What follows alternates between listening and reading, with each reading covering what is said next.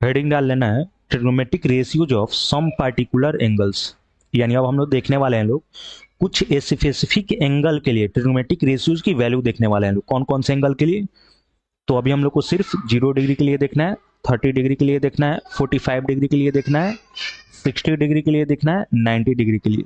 ये जो 5 एंगल है ना, इसका ट्रिग्नोमेट्रिक रेशियोज की वैल्यू हम लोग को याद होना चाहिए। ठीक है, ये सिर्फ 5 पार्टिकुलर जो एंगल है ना, 0, 30 डिग्री, 45 डिग्री, 60 डिग्री, 90 डिग्री, सिर्फ इसी के लिए हम लोग को ट्रिग्नोमेट्रिक रेशियोज की वैल्यू देखना अभी क्लास 10th में। ठीक है, तो इसको डिस्कस करते हैं लोग।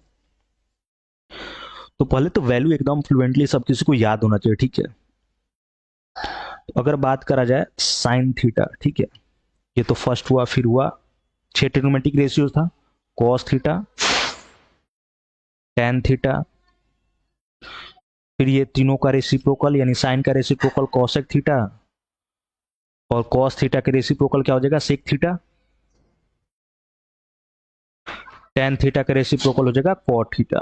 तो ये 6 ट्रिग्नोमेट्रिक रेशियोज है जिसका वैल्यू हम लोग को ये पांचों एंगल के लिए याद रखना है। ठीक है, तो अगर हम लोग 0 डिग्री के लिए बात करा जाए तो सबसे पहले साइन वाला याद रखना बहुत ही सिंपल काम है। देखना लो कैसे। 0 डिग्री के लिए बात करा जा रहा है, 30 डिग्री के लिए बात करा जा रहा है, 45 डिग्री के लिए, 60 डिग्री, 90 डिग्री। ठीक है, तो साइन थीटा के लिए बात कर रहे हैं। ठीक है, तो साइन 0 डिग्री का जो वैल्यू होगा ना, करना क्या है ना, यहाँ हम लोग को 0/4 रूट अंडर 0/4 लिखना है, रूट अंडर 1/4 कर लेना है इसके लिए कर लेना है रूट अंडर 2/4, इसके लिए ट्रिक याद रखना है रूट अंडर 3/4, और इसके लिए रूट अंडर 4/4। सिंपल देख रहा है लोग कैसे लिख रहे हैं। 0 में एक बार 4 से डिवाइड किया, रूट अंडर, यहाँ रूट अंडर 1/4, फिर 2/4, रूट अंडर 3/4, रूट अंडर 4/4। अब इस वैल्यू को लिख लेना है। और साइन वाला अगर लिख लिया ना, अगर साइन वाला किसी को पता है तो उसके बाद सारा वैल्यू हम लोग आसानी से लिख लेंगे। लो देखना लो कैसे।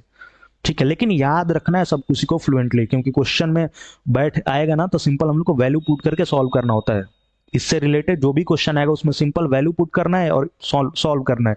तो अगर फ्लुएंटली याद है ना तो बहुत तेजी में क्वेश्चन, बहुत मतलब टाइम नहीं लगेगा, एकदम तेजी में क्वेश्चन सॉल्व हो जाएगा। ठीक है, तो वैल्यू याद होना चाहिए एकदम फ्लुएंटली, लेकिन लिखने का तरीका बता रहे हैं कि अगर साइन वाला लिख लिया गया तो बहुत आसानी से बाकी सब हम लोग लिख सकते हैं लोग। ठीक है, और साइन वाला कैसे लिखना है, याद कैसे रखना थी, लिखने का तरीका बताई थी, बहुत सिंपल है। 0/4 root under 1/4, root under 2/4, root under 3/4, root under 4/4। और यहाँ से 0/4 है तो इतना समझ आ रहा है कि ये तो 0 हो जाएगा। 1/4 है तो ये रूट से बाहर आया, 1/2 हो गया। रूट अंडर 2/4 है तो ये कैंसिल होगा, 2 से 4 2 टाइम, तो 1/2 रूट अंडर 1/2, यानी 1 तो बाहर आ जाएगा तो ये हो जाएगा 1/√2। समझ आया? ये हो जाएगा रूट अंडर 3/2, और ये 4/4 कैंसिल होकर 1 हुआ तो रूट से बाहर आया 1। यानी हम लोग को ये पता चल गया साइन 0 डिग्री का वैल्यू 0, साइन 30 डिग्री का वैल्यू 1/2, साइन 45 डिग्री का 1/√2, साइन 60 डिग्री का वैल्यू √3/2, साइन 90 का वैल्यू 1 हुआ। ठीक है, और साइन का जब लिख लिया गया तो कॉस का कैसे लिखना है, तो इसी को रिवर्स ऑर्डर में लिख देना है। यानी इधर से 0 ऐसे करके चला गया, इधर से 90 वाला मतलब राइट साइड से इसी को लिख देना है। ठीक है, तो मतलब यहाँ आ जाएगा 1, कॉस 0 का वैल्यू 1 हो जाएगा, फिर यहाँ आ जाएगा कॉस 30 डिग्री का वैल्यू √3/2 हो जाएगा, फिर यहाँ आ जाएगा 1/√2, यहाँ आ जाएगा 1/2, और ये हो जाएगा 0। देख रहा है लोग, साइन को ही रिवर्स ऑर्डर में लिख दिया गया है। तो cos 0 डिग्री का वैल्यू 1 हो गया, cos 30 डिग्री का वैल्यू √3/2, cos 45 का 1/√2, साइन cos 60 का 1/2, cos 90 का 0। अब ये दोनों लिख दिया गया। अब पूछेगा लो tan का कैसे लिखा जाए, तो तुरंत क्लिक करना चाहिए कोसेंट रिलेशन। बात करा गया था पहले कि साइन थीटा में cos थीटा से जब डिवाइड करा जाता है तो tan थीटा मिलता है, काम ही बन गया।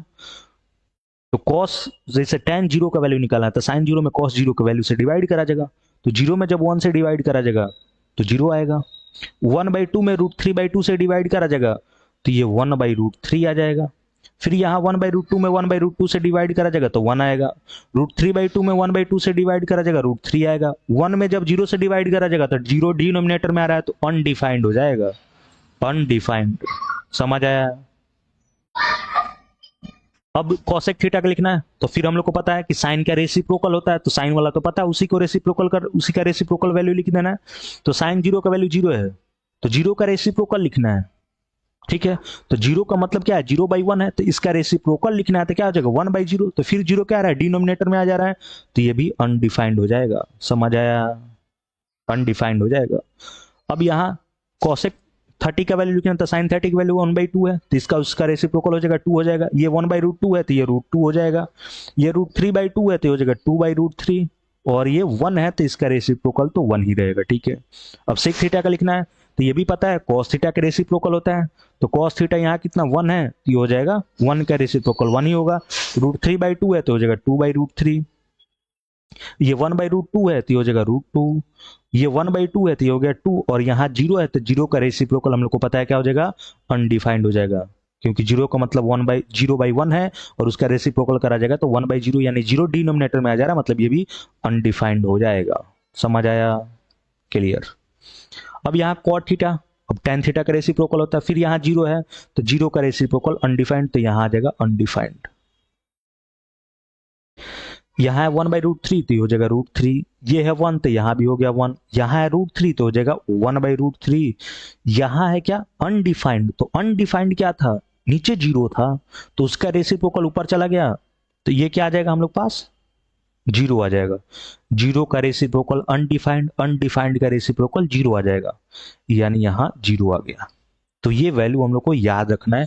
लिखना कैसे ये तो डिस्कस कर दिया गया, ठीक है, कि अगर साइन वाला पता है तो बाकी हम लोग आसानी से लिख सकते हैं लोग, और साइन वाला कैसे लिखना है वो भी तो उसका भी ट्रिक बता ही दिया गया कैसे लिखना है। तो 0√0/4, √1/4, √2/4, √3/4, √4/4, तो यहाँ से वैल्यू आ गया है 0, 1/2, 1/√2, √3/2, 1, और उसके हेल्प से हम लोग बाकी 6 ट्रिग्नोमेट्रिक रेशियोज की वैल्यू बहुत ही आसानी से लिख पाए हैं लोग, ठीक है। तो लिखने का तरीका बता दिया गया है, लेकिन फिर से बोल रहे हैं कि एकदम वैल्यू जो होना चाहिए ना फ्लुएंटली याद होना चाहिए, ताकि क्वेश्चन सॉल्व करने में बिल्कुल टाइम ना लगे, ठीक है। क्योंकि इससे रिलेटेड जो भी क्वेश्चन आएगा सिंपल एक्सप्रेशन गिवन रहेगा, वैल्यू पुट करना है, उसको सिंप्लीफाई करना है, ठीक है। उसके बाद तो कैलकुलेशन बचेगा सिर्फ। आगे देखते हैं लोग। अच्छा, आगे हम लोग देखने वाले हैं लोग इसमें कि ये जो वैल्यू आया है ऐसे थोड़ी ना कहीं से टपक गया है, वैल्यू आया कैसे है इसको देखने वाले हैं लोग, ठीक है। एक एक करके देखते हैं लोग कि जो पांचों एंगल के लिए जो वैल्यू आया है ये आया कहां से, ठीक है। अब उसको देखते हैं लोग कि आया कहां से। तो फर्स्ट में लिखेगा लोग ट्रिग्नोमेट्रिक रेशियोज ऑफ 45 डिग्री, यानी अभी हम लोग बात करने वाले हैं लोग 45 डिग्री एंगल के लिए जो ट्रिग्नोमेट्रिक रेशियोज की जो वैल्यू आया था वो आया कहां से था, ठीक है। तो इसको डिस्कस करने के लिए क्या करते हैं लोग, एक हम लोग को ऐसा राइट एंगल ट्रायंगल बनाना है जिसमें एक्यूट वाला एंगल जो है ना 45 डिग्री हो जाए, क्योंकि ट्रिग्नोमेट्रिक रेशियोज की वैल्यू निकालना तो एक तो पहले हम लोग को राइट एंगल ट्रायंगल बनाना पड़ेगा, और उसमें भी हम लोग को एक एंगल कितने का चाहिए, 45 डिग्री का। और ये भी बात कर लिया गया है कि अगर कोई राइट एंगल ट्रायंगल बनाते हैं, कोई राइट एंगल ट्रायंगल बनाते हैं, मान इसका नाम रख देते हैं ABC, ये वाला एंगल 90 डिग्री का है, तो ये हम लोग को पता है कि ये दोनों एंगल का सम 90 होता है, तो इसमें से अगर एक एंगल को 45 बोल रहे हैं तो दूसरा अपने आप 45 हो जाएगा। यानी कुल मिला के बोला जाए कि 45 डिग्री एंगल के वैल्यू निकालने के लिए हम लोग को कैसा एंगल ट्रायंगल लेना पड़ रहा है, आइसोसेलेस राइट एंगल ट्रायंगल लेना पड़ेगा। यानी कैसा ट्रायंगल लिया है लोग, isosceles right angle triangle, isosceles right angle triangle. तो जैसे ही ये लिया गया आइसोसेलेस राइट एंगल ट्रायंगल, तो हम लोग को पता चल गया कि ये तो 90 के सामने वाला h ये तो हमेशा बड़ा रहेगा, ये दोनों इक्वल हो जाएगा, ये और ये इक्वल है, इसका मतलब ये भी एंगल 45 डिग्री का है, ये भी 45 डिग्री का है, और आइसोसेलेस राइट एंगल ट्रायंगल है, तो इस वाले साइड को अगर a बोल रहे हैं तो ये भी a हो गया, तो ये AC हम लोग आसानी से लिख सकते हैं। AC पाइथागोरस थ्योरम से लिख लिया जाएगा। AC क्या हो जाएगा, रूट अंडर दोनों के स्क्वायर का सम, यानी a square plus a square, तो रूट अंडर 2a स्क्वायर हो गया, तो यहां से a स्क्वायर बाहर आ जाएगा तो हो जाएगा रूट अंडर 2a, मतलब AC हम लोग को पता चल गया किसके इक्वल आया है, रूट अंडर 2a के इक्वल आ गया। तीनों साइड पता चल गया। अब तीनों साइड पता चल गया तो कोई भी ट्रिग्नोमेट्रिक रेशियो की वैल्यू इतना तो हम लोग को पता है कि आसानी से लिख सकते हैं लोग। तो ये दोनों में से दोनों एंगल 45 डिग्री का है, तो दोनों में से कोई भी थीटा ले सकते हैं, ठीक है। तो मान लेते हैं ये लेके चल रहे हैं लोग हम लोग, ठीक है, कोई a लेके चल रहा है फिर भी वही वैल्यू आएगा क्योंकि दोनों तो सेम ही है ना। तो अगर साइन 45 डिग्री का वैल्यू लिखना है, ठीक है, तो एंगल ये C लेके चल रहे हैं लोग, ठीक है।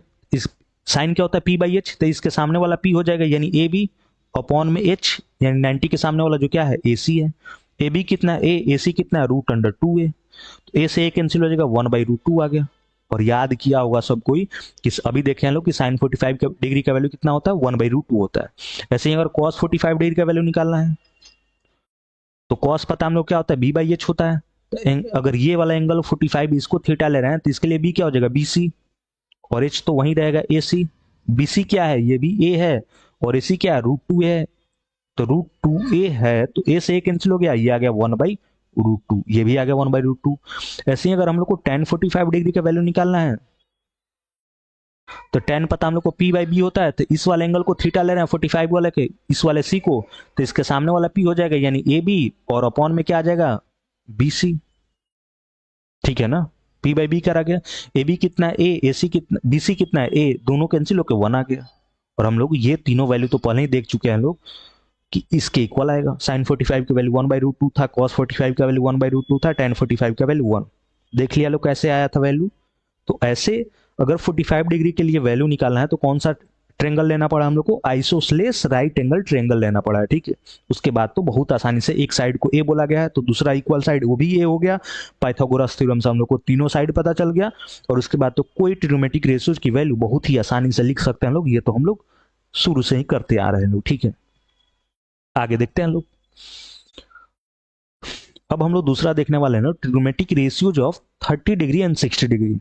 45 डिग्री के लिए बात कर लिया गया है, अब हम लोग यहाँ देखने वाले हैं लोग 30 डिग्री एंड 60 डिग्री के लिए जो वैल्यू लिखा गया था वो आया कहाँ से था, आया कहाँ से था। ठीक है, इसको देखते हैं लोग।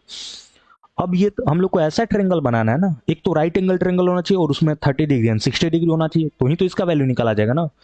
तो इसको निकालने के लिए क्या करते हैं, पहले हम लोग लेते हैं लोग इक्विलेटरल ट्रेंगल। क्यों ले रहे हैं लोग, अभी थोड़ा देर में समझ आ जाएगा। कैसा ट्रेंगल लिया गया है, इक्विलेटरल ट्रेंगल।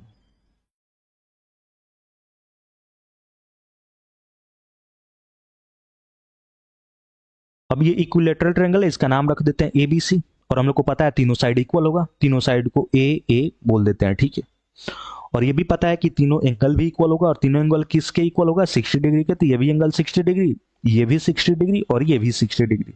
लेकिन अभी काम नहीं बना। ट्रिग्नोमेट्रिक रेशियोज की एंगल 60 तो दिख गया, लेकिन ट्रिग्नोमेट्रिक रेशियोज की वैल्यू निकालने के लिए हम लोग को राइट एंगल ट्रेंगल चाहिए।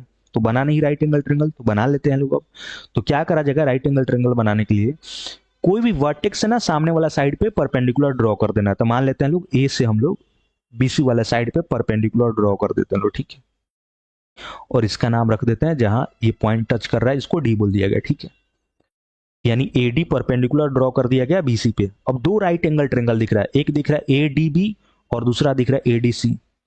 और ये सब कोई पढ़ा होगा 9th क्लास में कि अगर एक इक्विलेटरल ट्रेंगल में किसी वर्टेक्स से मतलब सामने वाला साइड पे परपेंडिकुलर ड्रॉ करा जाता है, इसको अल्टीट्यूड बोला जाता है। तो ये ना सामने वाले साइड को इक्वली डिवाइड करता है। ठीक है, क्योंकि ये दोनों ट्रेंगल जो है ना, ये दोनों राइट एंगल ट्रेंगल कॉन्ग्रुएंट हो जाता है, जिसके जहां से हम लोग ये बोल सकते हैं कि ये जितना होगा ना उतना ही ये होगा। मतलब ये डी जो है इसका मिड पॉइंट हो जाता है, इक्वली डिवाइड करता है। तो पूरा कितना था ए, तो ये भी हो गया a/2, और इतना ये भी हो गया a/2, दोनों इक्वल हो गया a/2 के इक्वल। ये 9th क्लास में सब कोई पढ़ा होगा, और बोल ही दिया कैसे इक्वल होगा, तो दोनों कॉन्ग्रुएंट आसानी से प्रूफ कर सकता है लो। ठीक है, और उसके बाद हम लोग को ये पता है जब ये कॉन्ग्रुएंट है तो ये भी बोल सकते हैं कि ये वाला एंगल जो होगा इसके इक्वल होगा। तो ये पूरा एंगल 60 डिग्री था, तो ये वाला एंगल हो गया 30 डिग्री, और ये वाला एंगल भी हो गया 30 डिग्री। अब ध्यान से देखिएगा लोग, तो ये दोनों जो राइट एंगल ट्रेंगल दिख रहा है इसमें 60 डिग्री 30 डिग्री दोनों एंगल आ गया, तो काम ही बन गया। कैसे, दोनों में से कोई भी राइट एंगल ट्रेंगल पकड़ लेना है।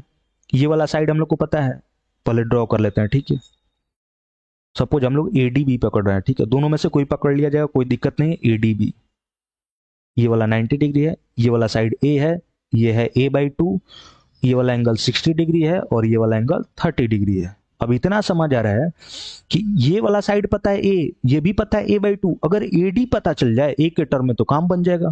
तो एडी कैसे निकाल जाएगा, पाइथागोरस, इसमें तो सोचना ही नहीं है। तो एडी इक्वल टू आ जाएगा रूट अंडर, ये छोटा वाला साइड है क्योंकि 90 के सामने वाला सबसे बड़ा साइड होता है, तो बड़ा वाला साइड के स्क्वायर में से छोटे वाले साइड के स्क्वायर को घटा लेना है, यानी a/2 के स्क्वायर को घटाया जाएगा। तो ए का ए स्क्वायर है तो ए स्क्वायर, a/2 का स्क्वायर मतलब a²/4। अब इसको सॉल्व करेंगे तो यह आ जाएगा 3a²/4, तो हो गया √3। ए भी बाहर आ गया और 4 के बदले 2 भी बाहर आ गया, यानी ये आ गया √3a/2। एडी आ गया हम लोग पास √3a/2। तीनों साइड पता चल गया। अब कोई भी ट्रिग्नोमेट्रिक रेशियोज की वैल्यू आसानी से बता सकते हैं लोग। जैसे हम लोग को साइन 60 डिग्री का वैल्यू निकालना है, तो साइन पता हम लोग को क्या होता है, पी बाई एच होता है, और पी बाई एच होता है तो 60 डिग्री के लिए पी क्या हो जाएगा, ए डी, और एच तो फिक्स रहेगा 90 के सामने वाला, यानी ए बी। ए डी कितना है, √3a/2, और ए बी कितना है, ए से ए कैंसिल हो जाएगा, ये वैल्यू आ जाएगा √3/2, और यही वैल्यू लिखा गया था साइन 60 डिग्री का, √3/2। ठीक है।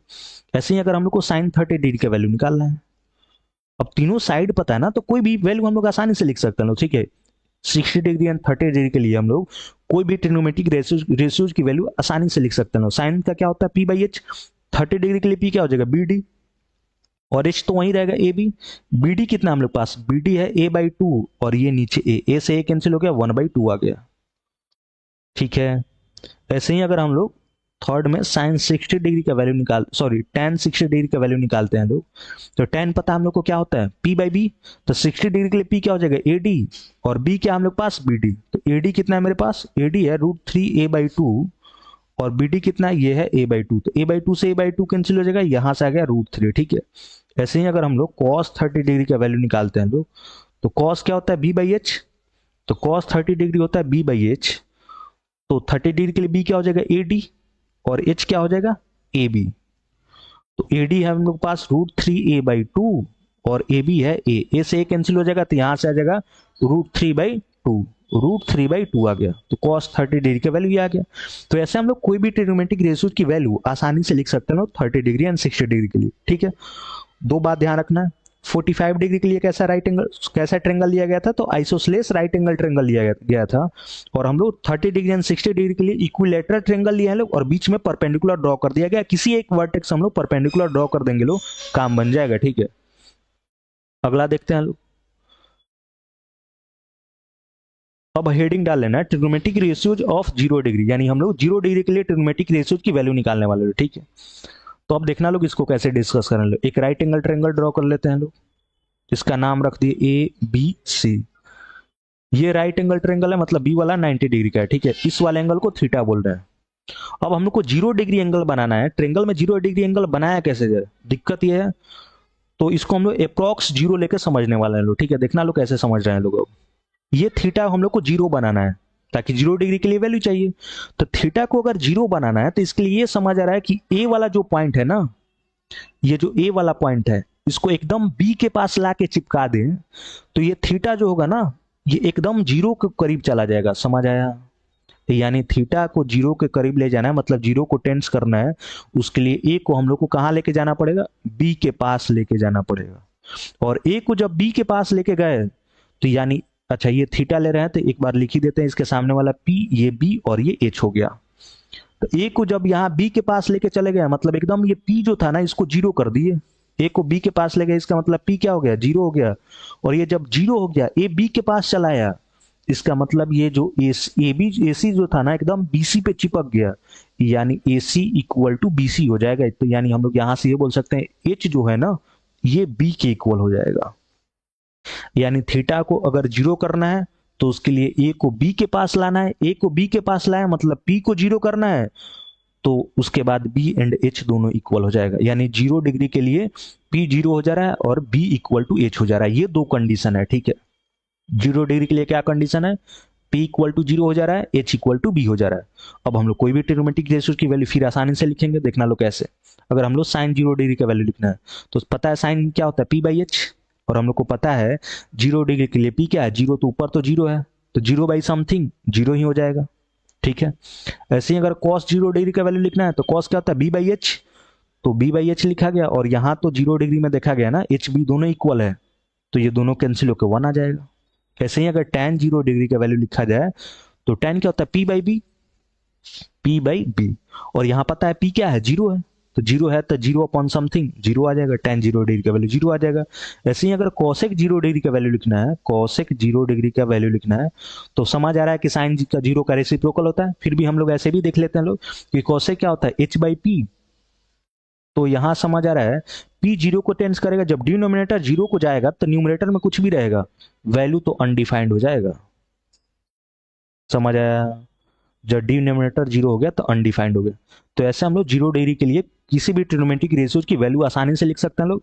उसके लिए दो कंडीशन ध्यान रखना है। थीटा को जीरो कैसे बनाया गया है, तो ए को बी के पास लाया गया, मतलब कुल मिला के पी को जीरो करा गया है and B equal to H करा गया है। तो ये दो कंडीशन ध्यान रखना है जीरो डिग्री के लिए, P equal to zero and B equal to H. कैसे आया है ये डिस्कस कर दिया गया, लेकिन इसको याद रखना है, ठीक है। अगला देखते हैं लोग। अब हेडिंग डाल लेना है ट्रिग्नोमेट्रिक रेशियोज ऑफ 90 डिग्री, ठीक है। अब 90 डिग्री के लिए देखना है, तो फिर हम लोग क्या करेंगे लोग, एक राइट एंगल ट्रायंगल बना लेते हैं सेम वैसे, ए बी सी, ये वाला एंगल 90 डिग्री है, ठीक है। इसको थीटा बोल रहे हैं। अब की बार थीटा को हम लोग को 90 के करीब लेके जाना है, ठीक है। तो उसके लिए क्या करना है, अगर थीटा 90 को टेंस कर रहा है, 90 के करीब है, इसके मतलब ये सी वाला को ना हम लोग को बी के पास लेके जाना पड़ेगा, एकदम बी के पास लेकर चिपका दिया जाएगा तो थीटा 90 हो जाएगा। तो इसको जब बी के पास लेके चला, एक मिनट एक काम करते हैं लोग, ये थीटा है तो इसको भी लिख लेते हैं पी, और ये हो गया बी और ये हो गया एच। यानी अब की बार सी को बी के पास ले जा रहे हैं थीटा को 90 बनाने के लिए। समझ आ रहा है ना बात, क्योंकि इसको जब एकदम पास ले जाएंगे तो इसी साइड ना एकदम ऐसे वर्टिकल हो जाएगा, समझ आ रहा है। तो थीटा 90 के करीब चला जाएगा, ठीक है। अब यहां से समझ आ रहा है हम लोग को कि अगर थीटा को 90 कर रहे हैं, इसका मतलब कि सी को बी के पास लेके गए, यानी बी क्या हो जाएगा, जीरो हो जाएगा। और इसको एकदम पास लेके चले गए तो एकदम अब की बार ए बी ए सी दोनों इक्वल हो गया, यानी पी इक्वल टू एच हो गया। यानी 90 डिग्री के लिए ये दो कंडीशन आ गया कि B equal to zero and P equal to H. तो अब इसके लिए हम लोग कोई भी ट्रिग्नोमेट्रिक रेशियो की वैल्यू आसानी से लिखेंगे। सपोज जैसे साइन 90 डिग्री का वैल्यू लिखना है, तो साइन 9 क्या होगा, साइन क्या होता है, पी बाई एच, तो पी बाई एच। और यहाँ 90 डिग्री के केस में देखा जाए तो पी एच दोनों इक्वल है, तो कैंसिल होकर 1 आ गया।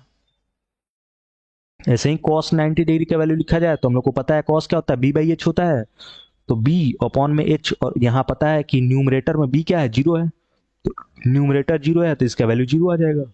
ऐसे ही अगर टेन 90 डिग्री की बात करा जाए तो टेन क्या होता है, पी बाई बी, तो 90 डिग्री के लिए पी बाई बी, टेन क्या होता है, पी बाई बी। और यहां देखा जाए तो बी जीरो, यानी डिनोमिनेटर अब की बार जीरो हो गया, तो जब डिनोमिनेटर जीरो हो गया तो ये हो जाएगा अनडिफाइंड। समझ आया बात, ठीक है। तो अब हम लोग यहाँ पे ये जो 5 स्पेसिफिक एंगल जो था, 0 degree, 30 degree, 45 degree, 60 degree, 90 degree, ये पांचों एंगल के लिए वैल्यू तो शुरू में ही लिख दिया गया था। कैसे लिखा गया था ये एक्सप्लेन कर दिया गया, उसको याद रखना एकदम फ्लुएंटली। और वो वैल्यू आया कैसे था ये भी हम लोग डिस्कस कर चुके हैं लोग, ठीक है। फिर आगे देखते हैं लोग।